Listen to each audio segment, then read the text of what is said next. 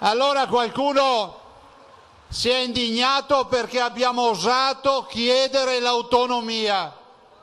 Noi in Veneto diciamo paroni a casa nostra, se ti va bene così, buon, se no casa. L'obiettivo è quello comune, per il Veneto autonomia subito. Il messaggio di fronte alla sconfinata spianata dei militanti non potrebbe essere più chiaro, ora o mai più. L'autonomia sbarca a Pontida, lo fa a seguito di un Veneto che ha iniziato il suo percorso ed è deciso a concluderlo. Nella Pontida dei record, quella dei 58 pullman da nord-est, 45 dal Veneto, la Pontida dove Salvini lancia l'altro grande obiettivo del Carroccio. L'Italia che noi governeremo per i prossimi 30 anni è un'Italia che non ha paura di niente e di nessuno.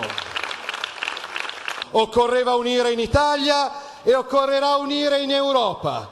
E io penso a una Lega, delle leghe in Europa. Si parla di migranti, Europa, legittima difesa, giustizia, economia e sociale, ma quando sale sul palco Zaia i riflettori vanno su un punto chiave. Posso dar ordine di aprire il gonfalone del Veneto? Aprite il gonfalone.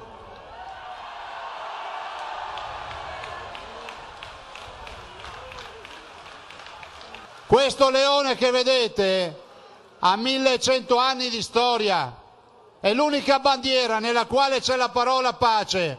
Noi non siamo dei guerrafondai, però siamo molto incazzati perché vogliamo l'autonomia in Veneto.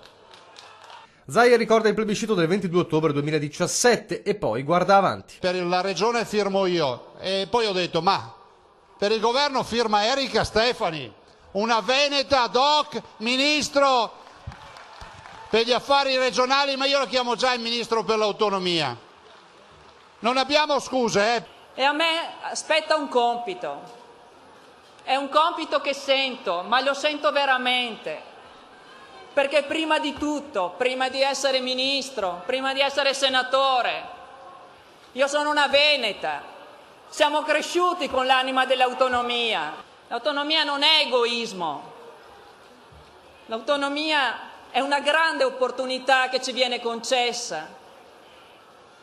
È il grande spirito di libertà, ma è anche spirito di responsabilità.